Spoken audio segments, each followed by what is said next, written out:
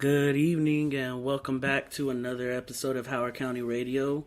I'm Shane Rios and alongside me is Emmett Hart, and we apologize for the 2-week delay, but we're back here to give y'all another episode of Howard County Radio.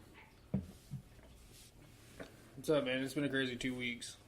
I'm glad to be back and kind of slow down for a little bit. Yeah, a couple of weeks ago I had a board meeting with the Steer Nation, and then last week Emmett had his board meeting with the Broncos. Coaches interviews and good stuff.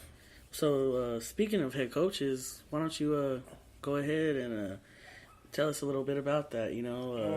The freshmen in the JV. At the Broncos we do a thing where you apply to be the head coach. It's not nothing on tenure, nothing. And we had 2 people apply for the freshman head coach. We had 2 people apply for the JV head coach. So we did interviews, and it came out to be Eddie Garza is going to be the head coach for the freshman, and Paul Ruiz is going to be the head coach for the JV. Okay. Yeah, and for those who don't know, Eddie Garza was the coach last year for the freshmen, and Paul was the JV's head coach who almost finished with the perfect season. Yeah, they lost to Andrews in the Super Bowl. Yes, that was a tough loss, but hopefully they'll be back to avenge their loss, They're looking real good. I mean, we're doing skill days or combine, well, we call it combine, but, I mean, they're looking real good. They have some speed. I mean, they're lacking a little on the size. They're going to be a little small, but they got some quick kids. Yeah. Size isn't always everything, so that's good. And that's good. Eddie, he had a hard year last year. I think it was one of his first years in the freshman level, and took a 1-7 season, I think. Yeah, I think they won their first game of the year. I think they played the Red Raiders. Yeah. I think that's the only game they won. Yeah, and it's not a bad thing, He gave it his all, Now he's coming back again, and we'll see how he does. You're gonna be down there coaching with him, and y'all got any more coaches over there? Who do y'all got? We got 5 of them. We got Eddie's son, Anthony Garza. We got one of the kids' dad. I don't know. I can't remember his name. And then we have Marciano. Oh yeah, Padilla. Yeah, Izzy's dad. Oh, okay. I was like, yeah. Shout out to him. He's a great guy. Izzy's a great kid. We apologize for that. I have crazy neighbors. What kind of people, man? Yeah. But anyways, yeah, we're looking good over here at the Steers too. At the 7U level, of course, Keegan Clark, our AD, is going to be our head coach, and then I'll be assisting him on offense. And we got some great coaches. Lex Clark, he's coming up from the flag from the Predators last season, a Super Bowl win. He'll be over there. I believe Rocky Yanez, he'll be coming down from the varsity level to help coach. Manuel Gonzalez, the head coach last year from the flag level Steers, he'll be coming up. Yeah, we got about 5-6 coaches. I'm not sure. It's just looking good for both teams, But speaking of teams, let's get into our real first topic. We're welcoming the new teams from D1 and D2 to PBYFL. PBYFL, it's a continuing league. It grows, it changes throughout the years. We've seen towns come, we've seen towns go. But, I mean, it's amazing, It's a great league, and, a lot of teams. Of course, you've still got the teams that have been around since the beginning. The Odessa Seahawks, Anthony Lewis, the vice president of the league. He runs them, and they've been a strong program. They had a little rough patch last year. I mean, especially with some of the Cowboys came from the Seahawks too, didn't they? I think it was more like some of the coaches left them. To me, there wasn't really a talent drop off, because the year before the Seahawks were in the championship game, and then last year the Seahawks same age level was in the championship game. They fought every game this year like they always do. Other than just a few coaching changes, I didn't see much dip off from them. Yes, the Cowboys, they're a great team. First year organization, and they came in and they wrecked shop. Especially, I think, from Flag. Oh, yeah. Flag to 9U, they were all in the Super Bowl. No. Flag didn't make it to the Super Bowl. They made it to the consolation game, I believe. And then it was the Panthers and the Seahawks in the Flag D1 game. Yeah, because we were right there before when the D2 started. That one was a good one, too. Pecos and the Predators. Pecos, yeah. That's another constant that's been around since, I think, 2016, 2015, one of those years. They've been around. Jenny Acosta, she has a great program over there. She knows how to lead it over there. I believe she's the only female AD, too, so that's something, Oh, yeah. Shoot. And like I said, you got the constants. Then you got, of course, Permian Panthers, Mojo. Man, they've been around since, golly, I don't know. Since the beginning? No, I wouldn't say the very beginning, but I think they came around when Matt and them started Taifa, the West Texas chapter, because Matt was the one that really laid the foundation for that Taifa team, or that Taifa chapter to start here, and Permian was born, I believe, and then, whatever happened, and PBYFL came back, and the Panthers came, and they've been causing havoc ever since. I think they had the biggest dip off for when the Cowboys were born. I think they lost a few of those players, those gems, if you would. I think everybody lost a little bit out of Odessa from the Cowboys because, they're pulling from their talent pool. Yeah, they are. And then you got the two Taifa teams sitting in there, too. They're always pulling kids. And that brings us to three of the teams that are coming into Odessa from, just from that region. You got the Odessa Buckeyes, the Odessa Misfits, and the Odessa Oilers. Now, the Misfits, I believe, they were part of the YMCA, weren't they?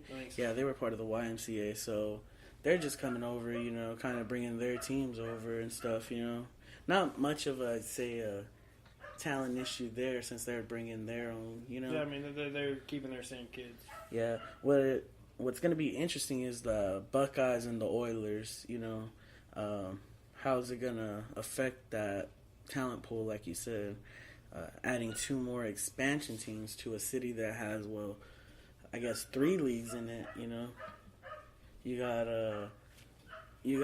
who do you got? YMCA of Odessa, youth football, you got Taifa, and then you got PBYFL, That's going to be interesting. Hopefully they both fill because, the way it looks like D1's going to be pretty solid this year if they have all those teams. You got a lot of teams from Odessa. You got some teams coming in from Midland, too. Oh, yeah. Of course, you have the Tall City Gators returning over there. They're going to be the constant over there. Matt helped start that and handed it over to Levi, who I think he's going to be a great leader. He's been around for such a long time, and he knows what he's doing. And then you got the Midland Army. They're a revamped organization, if you will, formerly known as the Midland Red Raiders. I think they're going to, they just needed a identity change, if you will, and they'll be just fine. They've been a constant since the league started, honestly. They're one of those teams. Big step back last year, though. Yeah, and it's nothing to be ashamed about or nothing. Every team has a year that, takes a step back. We were that example last year, if you will, the Predators, because from the first year they were born to the second year, oh, man, you should have seen it, the drop-off. It was a real bad drop-off for 3 age divisions, I think.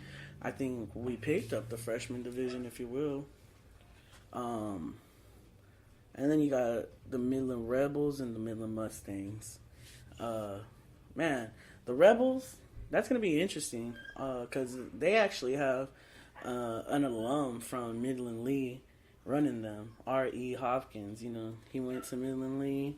He knows that Midland area pretty well, so that's going to be interesting. His kids. Yeah, and wearing that Rebels logo, man, that's going to be interesting when Permeat and them face off because that's a historic rivalry in high school to bring it down to the youth level.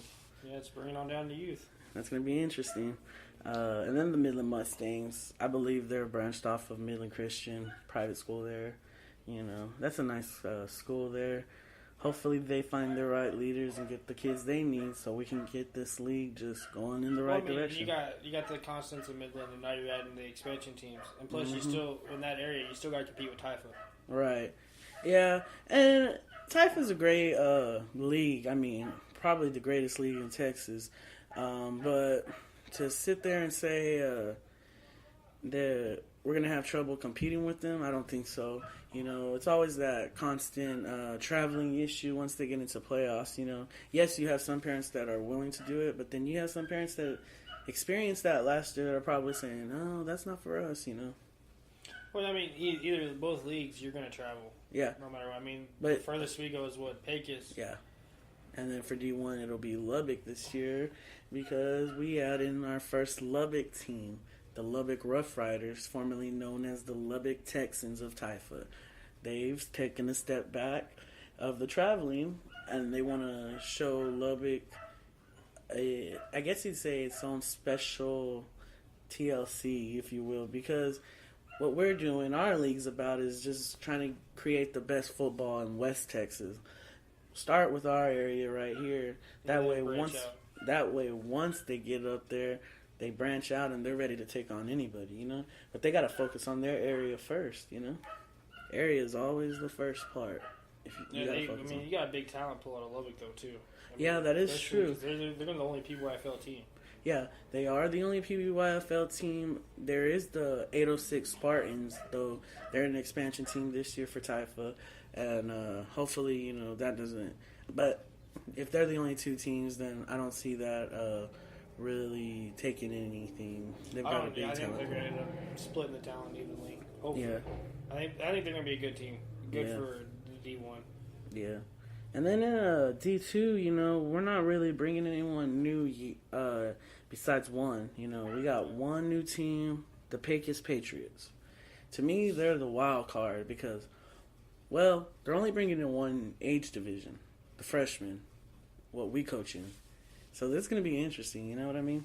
It's going to suck if we have to go to Pecos twice. No, I don't think Matt will make us. You know, Matt, if you're listening, please don't make us. Neither Howard County team. We've had to do it already. Go to Pecos too many times. Yeah, 2 years in a row, right? Right. Yeah, but they're going to be the wild card because for the first time, Pecos is going to split their talent pool in an age division. It's going to be very interesting. It'll be interesting this year to see what they do with the freshman level. But then, you know, next year going forward, they're going to go in all five divisions or 4 divisions. Yeah. So I mean, it's gonna be real interesting how Pecos handles the split. I mean, Big Spring, we didn't do too well with the split.